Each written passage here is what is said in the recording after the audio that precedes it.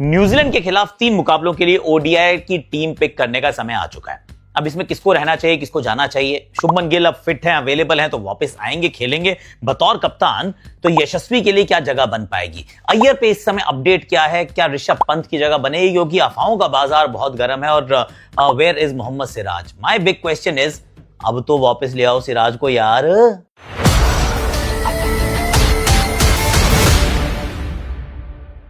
Hashtag Akashvani में आप सभी का हाथ जोड़ के गले लगा के हैप्पी न्यू ईयर कह के स्वागत है। कैसे हो आप लोग?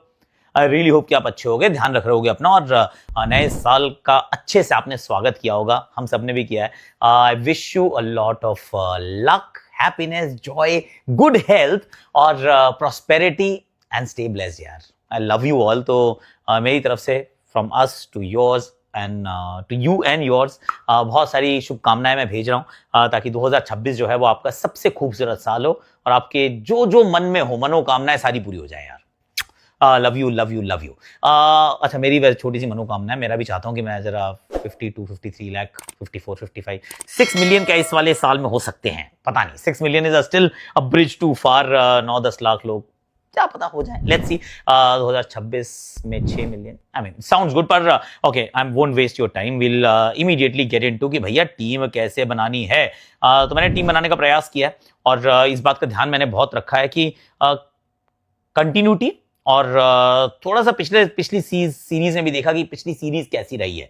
सो I am not going to preempt कि सेलेक्टर्स क्या करने वाले हैं, क्योंकि उसमें अफवाहें बहुत है, बाजार बहुत गर्म है कि ये होगा वो नहीं होगा।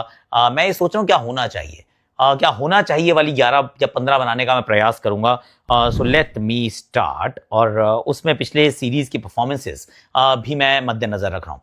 कप्तान Gill, first of all he is fit, he is available, he is back, he will be back as a captain, as simple as that. तो वहां कोई सवाल जवाब नहीं होगा।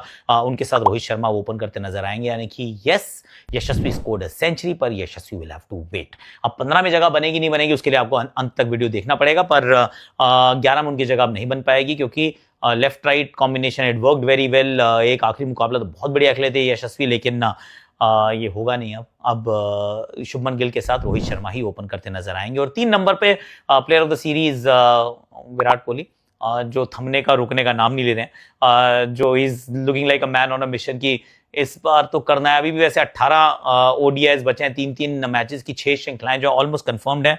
सो लेट्स मतलब जस्ट कीपिंग फिंगर्स क्रॉस की जैसी पिछली सीरीज रही थी वैसी ये श्रृंखला भी उनकी रहे, and he just continues to score in 2026 as well. तो मेरे टॉप 3 हो चुके हैं, गिल, रोहित शर्मा एंड विराट कोहली। नंबर 4 पे अय्यर नहीं है सर।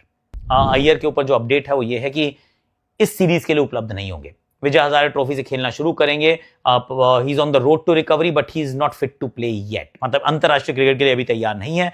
ऐसी खबर आई है, तो इसलिए डोंट बी सरप्राइज्ड अगर उनका नाम ना हो। और उनका नाम अगर नहीं होता है तो ऋतुराज कंटिन्यूज एट नंबर 4।